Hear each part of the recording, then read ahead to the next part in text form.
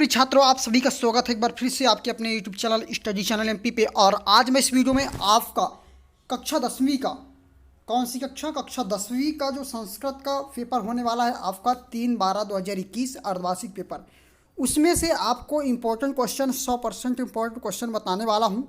और यदि आपने इस वीडियो को 5 से 6 मिनट यदि देख लिया ना, तो मैं दावे के साथ कहता हूँ कि आपका 20 से 25 नंबर कहीं जाने वाला नहीं है। 5 से 6 मिनट की वीडियो में 20 से 25 नंबर कहीं जाने वाला नहीं है, ठीक है। यदि आपने अच्छे से इस वीडियो को देख लिया और जो मैंने बोला इस वीडियो में दिखाया उसको यदि आपने समझ लिया और उतना कर लिया, तो आपका तो पासिंग नंबर इस वीडियो में तो मैं कर ही दूंगा। और इसके अलावा और भी इम्पोर्टेंट क्वेश्चन लाऊंगा जिससे आप अच्छे से अच्छे अंक ला सकते हैं पेपर में, ठीक है। और आपकी अच्छी तैयारी हो सकती है अर्धवार्षिक के साथ साथ वार्षिक पेपर की भी, ठीक है। तो चलिए एक और दूसरा वीडियो आएगा जिसमें प्रश्न उत्तर और सही जोड़ी ऑब्जेक्टिव सब कुछ इंपॉर्टेंट क्वेश्चन आएंगे, और इसमें मैं आपको बहुत सारा बता दूंगा। इस वीडियो को देखिए, इसके बाद जो जो बचेंगे उनको दूसरे वीडियो में ला दूंगा। यदि आप कमेंट करके बताएंगे तो, कहेंगे तो आपको अच्छा लगेगा तो ज़रूर लाऊंगा। तो चलिए स्टार्ट करते हैं यहाँ पर। और एक चीज़ बता दूं कि आप फेक वीडियो पर, जो यूट्यूब पर बहुत से सारे पेपर, जैसे आपके 2-3 पेपर हो गए, आपको पता चल गया होगा कि हर ज़िले में अलग अलग पेपर आता है, और जो यूट्यूब पर बताया जाता है, पेपर दिखाया जाता है, यानी कि रियल पेपर है, वो उससे क्वेश्चन नहीं फंसते हैं, बिल्कुल नहीं फंसते हैं। इसलिए आप उन पर विश्वास मत करिए, ठीक है। वो फेक पेपर हैं। और इस वर्ष जो है पेपर, जो वास्तविक पेपर है वो वायरल नहीं होना है और ना होने का चांस है बिल्कुल, ठीक है। इसलिए तो चलिए मैं आपको इम्पोर्टेंट क्वेश्चन अपने हिसाब से, मतलब विगत वर्ष, पिछले वर्ष जितने क्वेश्चन पूछे जाते हैं उनमें से अति महत्वपूर्ण क्वेश्चन मैं आपको बताता हूं जो कि हर वर्ष पूछे जाते हैं, ठीक है। तो चलिए पहला क्वेश्चन है आपका, जो ज़्यादा नंबर के पूछे जाते हैं ना, उनको मैं पहले आपको बता दूं, जो इंपॉर्टेंट होते हैं एग्जाम में करने के लिए ही, जिससे आप ज़्यादा नंबर ला सकते हैं, ठीक है। अधिक नंबर वाले पहले क्वेश्चन मैं आपको बताता हूँ, इसके बाद सभी क्वेश्चन बता दूंगा। जैसे संस्कृत भाषा का जो आपका निबंध आता है, एक निबंध लिखने के लिए आता है, उसमें 3 से 4 ऑप्शन रहता है। संस्कृत भाषा, दीपावली यानी कोई उत्सव, या अपने, या विद्यालय के बारे में अपने। तो सबसे मेन है संस्कृत भाषा, और संस्कृत भाषा बहुत सारे बच्चों से बनता भी है, क्योंकि संस्कृत भाषा के बारे में जानना ज़रूरी भी है। इसलिए संस्कृत भाषा का आप निबंध जरूर लिखें, ठीक है, यदि आता है तो, और आएगा ही ये, नोट कर लीजिए, मैं बता रहा हूँ आपको। और देखिए निबंध यदि आपको ऐसा पैराग्राफ नहीं लिखना है ना, तो आप पॉइंट डाल जैसे पहला पॉइंट डाल दीजिए यहाँ तक, अस्थि तक, ठीक है। दूसरा पॉइंट यहाँ से ले लीजिए, तीसरा फुल स्टॉप तक यहाँ तक, तीसरा पॉइंट यहाँ से लेकर ये फुल स्टॉप तक, चौथा पॉइंट यहाँ से लेकर ये फुल स्टॉप तक, ठीक है। इस तरह से आप यदि 10 नंबर का है तो 10 पॉइंट लिख सकते हैं आसानी से, पूरे नंबर आपको मिलेंगे, एक नंबर भी कटने वाला नहीं है, कोई चांस नहीं कटने का, ठीक है। जितने नंबर का पूछा जाए, शायद 10 नंबर का पूछा जाएगा, तो उसमें से आपको 10 पॉइंट लिखना पड़ेगा। इसी से आप पॉइंट बना लीजिएगा, ठीक है, छोटा छोटा।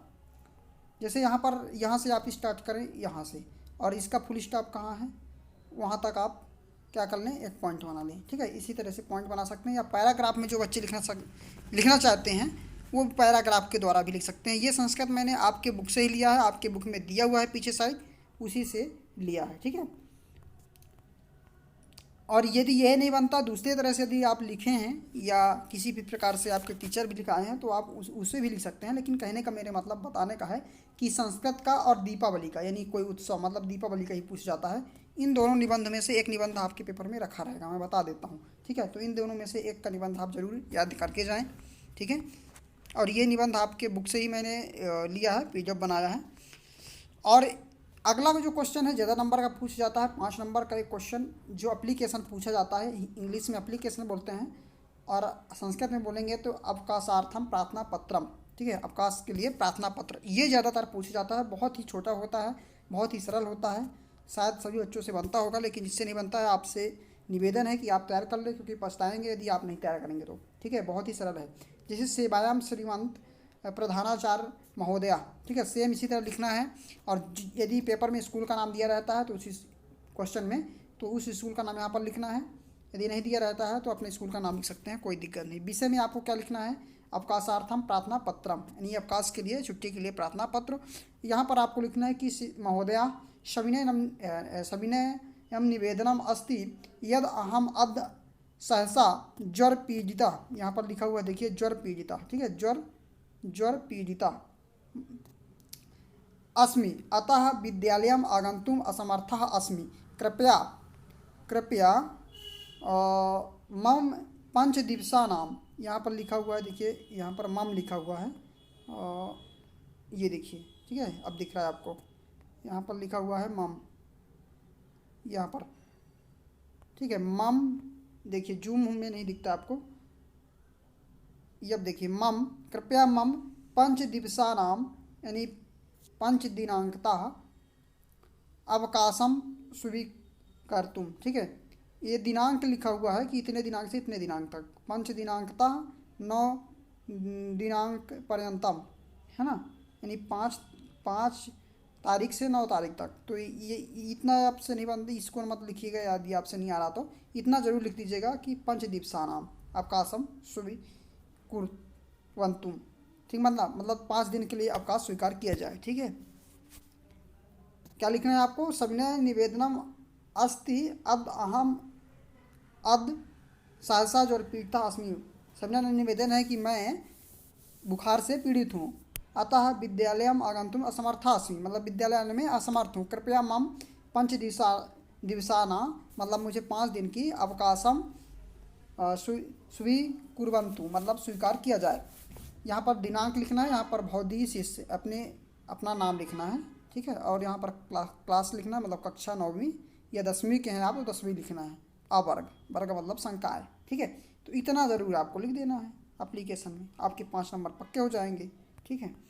और एक और एप्लीकेशन है, ज़्यादातर अवकाश का ही पूछा जाता है, और यदि दूसरा यदि पूछा जाएगा तो शुल्क मुक्ति का पूछा जाएगा, ठीक है। शुल्क मुक्ति के लिए प्रार्थना पत्र, ये भी संस्कृत में लिखना है। जैसे देखिए यहाँ पर ये दिया हुआ है, ये ज़्यादातर नहीं पूछा जाता, अवकाश का ही पूछा जाता है, लेकिन मैं आपको दिखा देता हूँ। यदि पूछा जाएगा दूसरा नंबर में तो यही पूछा जाएगा, ठीक है। ये देखिए, ये है आपका अवकाश के लिए एप्लीकेशन, ठीक है।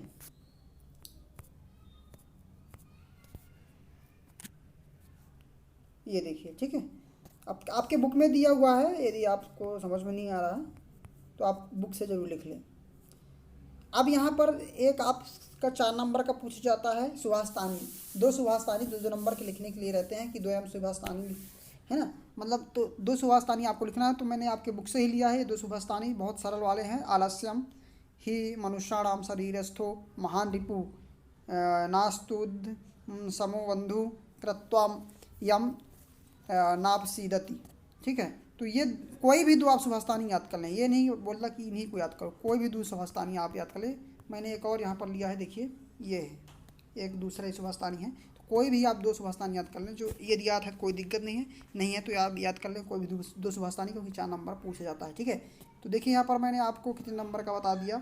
10 नंबर का एप्लीकेशन, 5 नंबर का 10 नंबर का निबंध, 5 नंबर का एप्लीकेशन, और ये 4 नंबर का पूछा जाता है आपका सुभाषतानी, ठीक है। तो ये 5 4 9 और ये 10 19, मतलब 19 से 20 नंबर का, लगभग 20 नंबर का क्वेश्चन मैंने आपको बता दिया।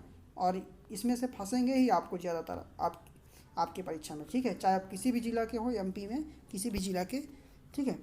तो चलिए, और क्या रह गया, कुछ ऑब्जेक्टिव टाइप के क्वेश्चन, खाली स्थान सही जोड़ी, ये बताने के रह गए जो इम्पोर्टेंट है। और कुछ क्वेश्चन ऐसे हैं प्रश्नोत्तर जो कि ज़्यादातर एग्जाम में पूछे जाते हैं, तो चलिए उनको मैं बता दूंगा, ठीक है। तो यदि आप कमेंट करेंगे तो मैं और क्वेश्चन ला सकता हूँ आपके लिए, इम्पोर्टेंट क्वेश्चन संस्कृत के लिए, ठीक है। तो चलिए, जय हिंद, वंदे मातरम। और अपने दोस्तों को भी वीडियो शेयर कर दीजिएगा। यदि नए हैं तो चैनल को जरूर सब्सक्राइब करके बेल आइकन को प्रेस कर लीजिएगा।